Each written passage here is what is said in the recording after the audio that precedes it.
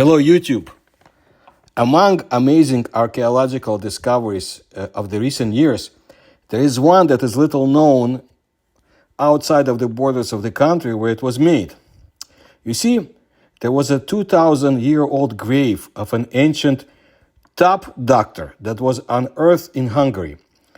This healer lived in the 1st century AD, and he was buried in the area of today's Yazhag.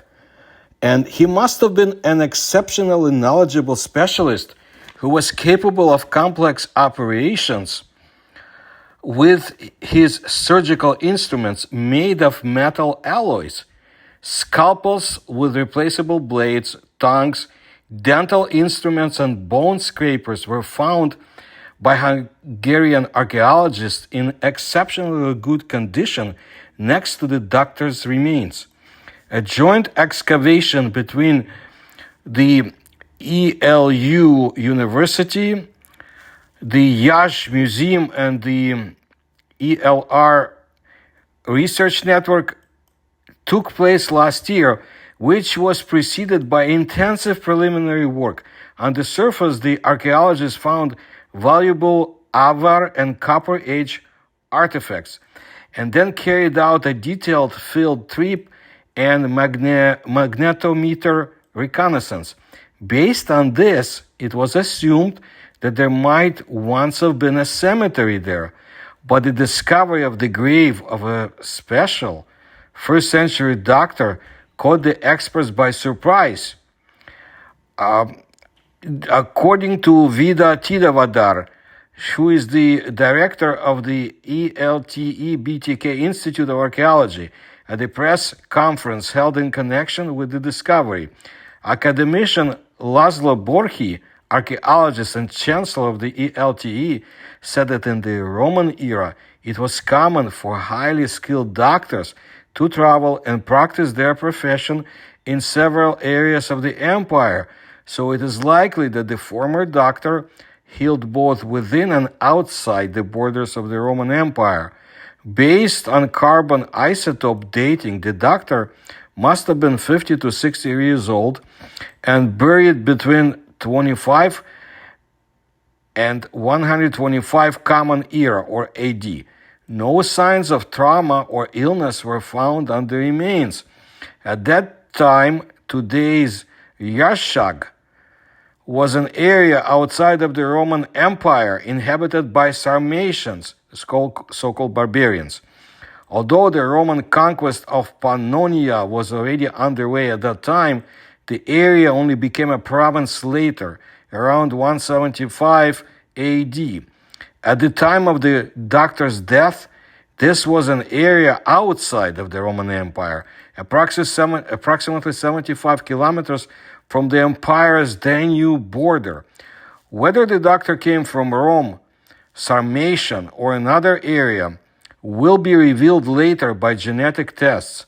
Samu Levent, scientific assistant at the ELT BTK Institute of Archaeology, said that an early medieval Avar cemetery was suspected in this place, so the emergence of a shallow grave only 60 centimeters from today's plowing surface, in which, in addition to human remains, metal objects were also found, was relatively unexpected. Among the tools, there were dental pliers, medical tweezers, bone scrapers, spatulas, and a round stone on the outside of the corpse's right knee, which the doctor could probably have used to mix herbs and medicines. Parts of two so far unknown tools were also found, one of which may have been a part of a scale, and the other part of a larger medical knife or drill handle. Under the conditions of the era, the metal tools found in the grave were considered top quality and were also suitable for complicated medical interventions. Benedek Varga, director of the Semmelweis Medical History Museum, revealed that when he first heard the news of the discovery from the archaeologists, he thought it was impossible that such a level of medical equipment could be found from such an early time. This presupposes knowledge that was developed only 100 years later, in the 2nd century AD, namely that the doctors of that time, mostly of Greek origin, were capable of the so-called body cavity surgery, which included opening the body and healing the bones. Until the 19th century, this was almost impossible, since in the absence of disinfection, blood replacement, or pain relief, the majority of patients died from pain, blood loss, or infection during surgery.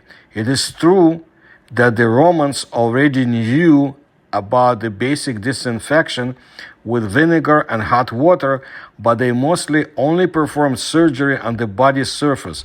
That is, they treated injuries caused by spears and bows, and they performed amputations. This equipment therefore shows that the owner of the tools with replaceable blades made of copper and steel must have been the top doctor of his time and highly respected specialist who for some reason migrated to an area outside the Roman Empire.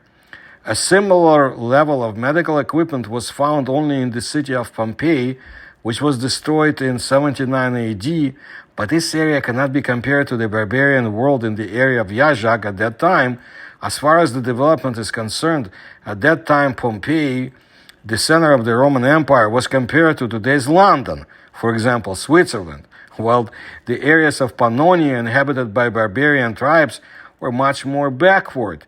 One of the so-called bone scrapers found in the grave is still used by surgeons today, mainly for joining broken bones, and another tool, a root extracting forceps, was probably used to remove the roots of teeth.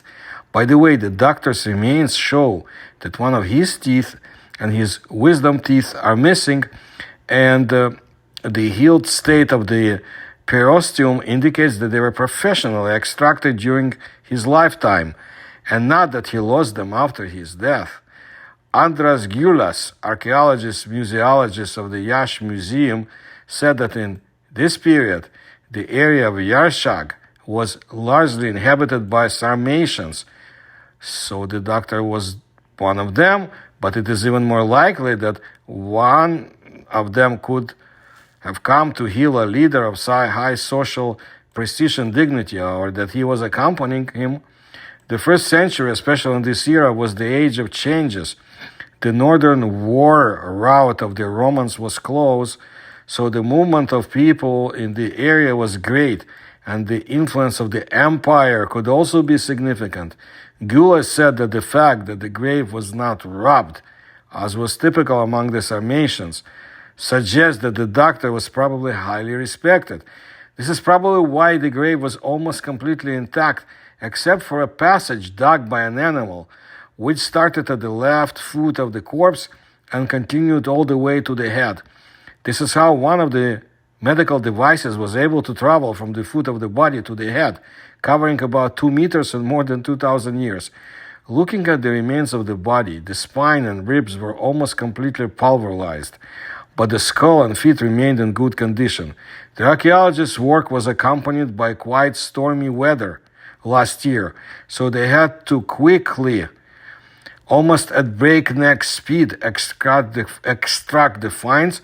Despite this, they decided to proceed relatively slow, in situ, so to say, that is, by digging deep under the remains, together with the soil. It was transported from the site while keeping it in the found position. This is how ancient medical devices came to the certified restoration artist, and he then separated the scales and tongues that stuck together due to corrosion. It was then that they discovered that in addition to the metal, there were also wood fibers among the remains, from which they came to the conclusion that the tools could have been placed in the grave in a wooden box. Based on the analysis of the remains, it was determined how big these boxes might have been, so it was possible to create the age-appropriate containers currently visible next to the find. The medical instruments were decorated using a method called tausgrim, which was considered rare at the time. During this special process, the phenomenon that different colors of metal alloys create a contrast was exploited. A pattern is engraved into the object, and then another wire, usually made of precious metal, is hammered into the engraving, which thus decorates the object with its striking color. In the grave, a yellow homogeneous substance was also found attached to the objects. During the analysis, it also found to contain sulfur in addition to iron, so it is assumed that it may have been the remains of some kind of medicine.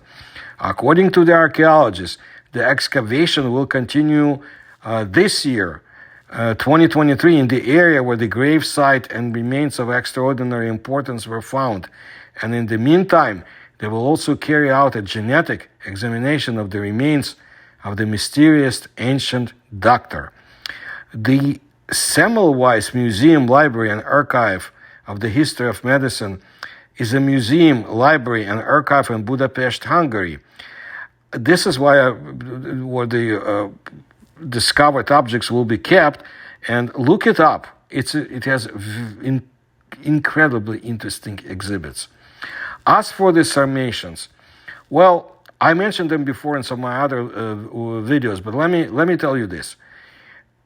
A Sarmatian was a member of people originally of Iranian stock who migrated from Central Asia to the Ural Mountains between the 6th and 4th century before Common Era, or BC, and eventually settled in most southern Russia and eastern Balkans. Like the Scythians, to whom they were closely related, the Sarmatians were highly developed in horsemanship and warfare.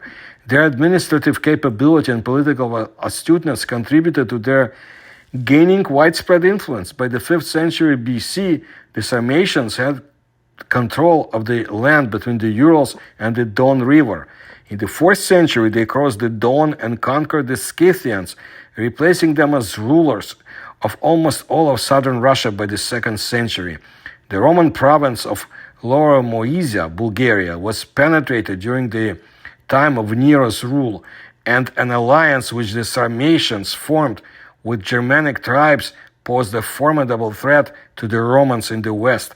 As late as the 1st century AD, in the final centuries of their existence, the Sarmatians invaded Dacia, Romania, and the lower Danube region, only to be overwhelmed by the Goths during the 3rd century AD, though many of them joined their conquerors in the Gothic invasion of Western Europe.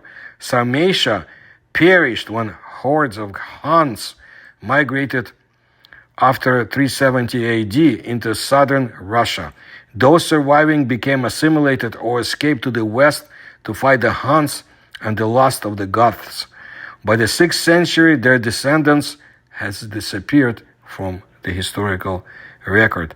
I want to reiterate that there have been very unusual, gifted individuals in the history of our world, some of them quite of mysterious origins, and whose life was largely concealed. I talk about some of them in my videos. I want to tell you that I find the connection to the Roman Empire very interesting. Please understand that we know very little about certain aspects of the empire, incomprehensible artifacts, strange beliefs, and of course the paranormal world of the Roman Empire. I have more to cover in my future videos, but there may be another aspect to the mysterious healer. Remember, the ancient Rome is remembered as one of the greatest military powers in history. Its fame derived from the fearsome reputation of the empire's legionnaires. Although they did lose in battles too, but lost in the telling, however, is the important role that espionage played in Romans' ascent to empire. Roman spies uncovered some very unusual phenomena sometimes. And the frumentarii, for example, were an intelligence gathering force in ancient Rome. Their legacy was fascinating, and they operated in the faraway places too. I will tell you more in my future videos about the Roman Empire, for example, about some very unusual herbs that existed during the empire, their weight in gold, I think, and also the paranormal aspects of the empire as well. So please stay tuned to my channel. Please tell others about my channel. If you can, please support me. You'll find links on how to do it. And like my videos. And again, thank you for your attention to my work.